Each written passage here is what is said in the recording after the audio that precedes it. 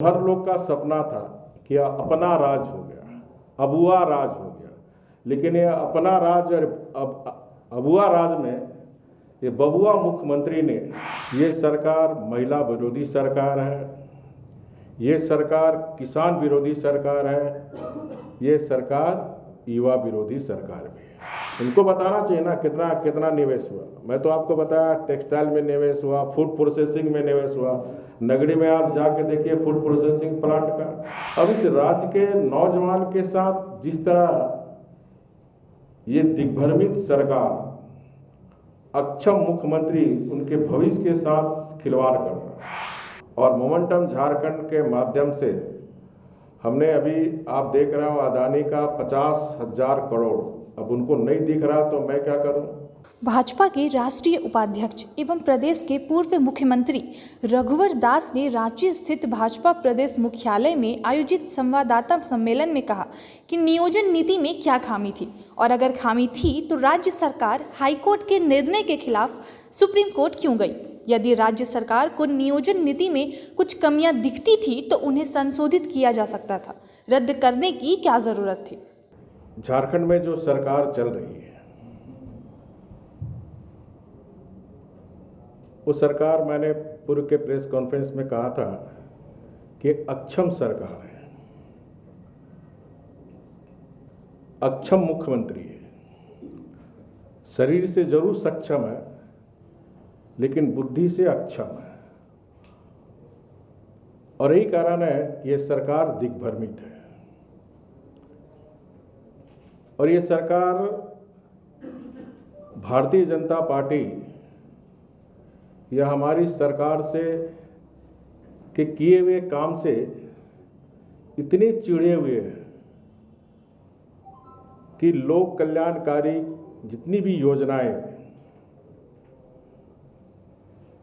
चाहे रोजगार देने की समस्या हो, चाहे लोक कल्याणकारी योजनाएं हो, चाहे किसान के लिए योजनाएं हो, नौजवान को रोजगार देने की योजना हो, चाहे महिलाओं को आर्थिक रूप से सशक्तिकरण के दिशा में 5 वर्ष में हमारी सरकार ने जो काम की थी, ये सरकार बदले की भावना से, आप देखिए 13 महीने 14 महीने होने जा रही है सरकार, एक एक करके जन कल्याणकारी योजनाओं को बंद करती जा रही है। और जो सरकार बड़े बड़े वादे करके कि युवा मुख्यमंत्री, युवा की सरकार के वादे करके किस प्रकार ये सरकार युवाओं को बेरोजगार करने का काम कर रही है। ये सरकार महिला विरोधी सरकार है, ये सरकार किसान विरोधी सरकार है, ये सरकार युवा विरोधी सरकार भी है।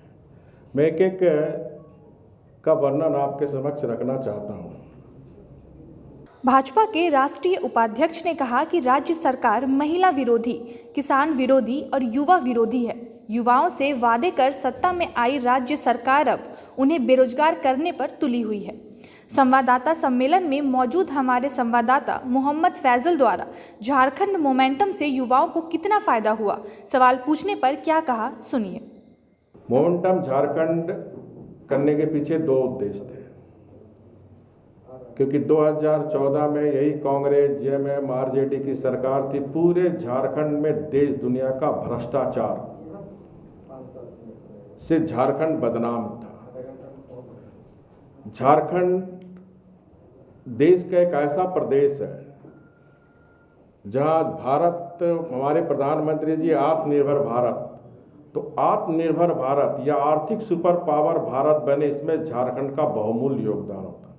झारखंड एक ऐसा प्रदेश है, किसी प्रदेश के पास 40% रिसोर्सेज नहीं है, प्राकृतिक संसाधन है हमारे पास।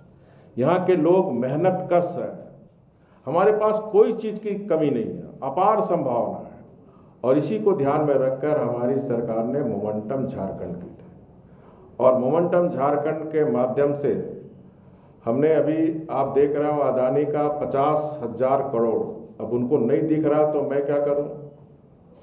50,000 करोड़ का पावर प्लांट, जिसमें फर्स्ट फेज 2021 400 मेगावाट का इसी वर्ष उत्पादन होने लगा। उसमें 25% बिजली झारखंड को प्राप्त होगी, 75% बांग्लादेश जाएगी। देखिए इस देश का, इस राज्य का दुर्भाग्य है, कांग्रेस इतने वर्ष तक राजनीति की, ये जो पलायन हो रहा है इसकी सबसे बड़ी देन है कांग्रेस पार्टी। कोयला हमारे पास है, कोयला हम दुनिया भेज रहे हैं ट्रांसपोर्टिंग से, ट्रैक के द्वारा, ट्रेन के द्वारा। अगर हम पीठट पर प्लांट बनाते हैं, कोयला बेचने के जगह अगर बिजली बेचते तो पीठट पर प्लांट बनता तो हमारे झारखंड के नौजवान युवतियों को पावर प्लांट में रोजगार मिलता। और जो 67 साल से नीति कांग्रेस के द्वारा चल रही थी उसको हमने बदलने का काम किया। और इसी आपने देखा पतरातू में एनटीपीसी और जेवीएन के जॉइंट वेंचर के साथ 4000 मेगावाट का उत्पादन चल रहा है, चिमनी ऊंचा हो गया, अब वहाँ के लोग को रोजगार मिल रहा है।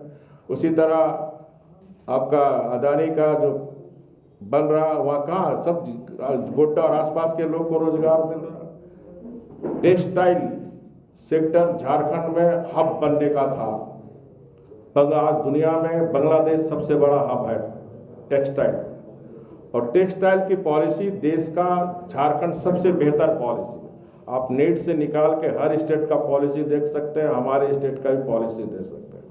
और काफ़ी टेक्सटाइल में निवेशक निवेश कर चुके थे। 10,000 हमारी बच्चियां 12,000 रुपये में काम कर रही थी। चाहे ओरिएंट क्राफ्ट हो या अरविंद मिल्स हो, किशोर एक्सपोर्ट्स हो, काफ़ी निवेशक आए। और आप सब नहीं छापा कि ओरिएंट क्राफ्ट बंद करके भाग गया। अरविंद मिल्स जहाँ 3,000 बच्चियां काम कर रही थी, वहाँ मात्र 5,000 बच्चियां काम कर रही। और इस कोरोना लॉकडाउन में मुख्यमंत्री जी ने बड़े बड़े हेडलाइन न्यूज बनवाया था कि जो भी 13 लाख आया हुआ सबको रोजगार देंगे, कोई वापस नहीं जाएगा। लेकिन आप देखिए जैसा ही लॉकडाउन खत्म हुआ, देश का सब राज्य का, चाहे तमिलनाडु हो, पश्चिम बंगाल हो, सबका बस कहाँ घूम रहा था? झारखंड की धरती पर।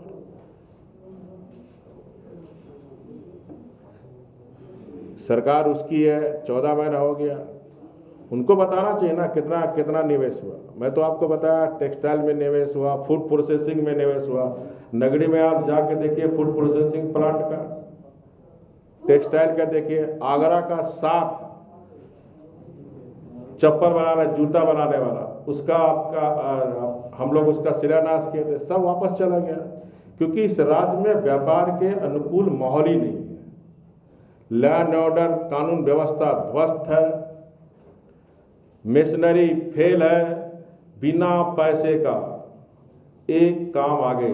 अब लोग जाति प्रमाण पत्र बनाने तक में पैसा और जूता घिसाया जा रहा है। ये स्थिति राज्य की है। कौन निवेशक आएगा?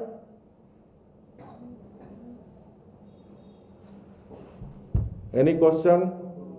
Okay, thank you. उन्होंने आगे कहा कि हमारी सरकार में किए गए प्रावधान गैर संवैधानिक नहीं थे। यही वजह रही कि हाईकोर्ट के निर्णय के खिलाफ लोगों के दबाव में राज्य सरकार सुप्रीम कोर्ट गई।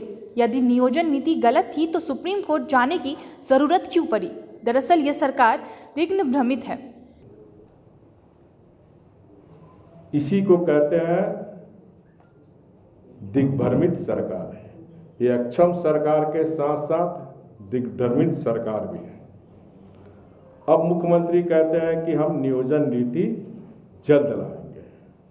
अच्छा होता अगर इसकी नीति और नियत और झारखंड के जो 14 वर्ष से जो हमारे नौजवान युवतियाँ जो सरकारी नौकरी के लिए भटक रहे थे, अगर इनकी नियत होती तो आप, अगर बीजेपी सरकार की नियोजन नीति से आप संतुष्ट नहीं थे तो आप एक अलग नियोजन नीति लाते तो स्वतः ही जो बीजेपी की सरकार की नियोजन नीति थी वो समाप्त हो जाती।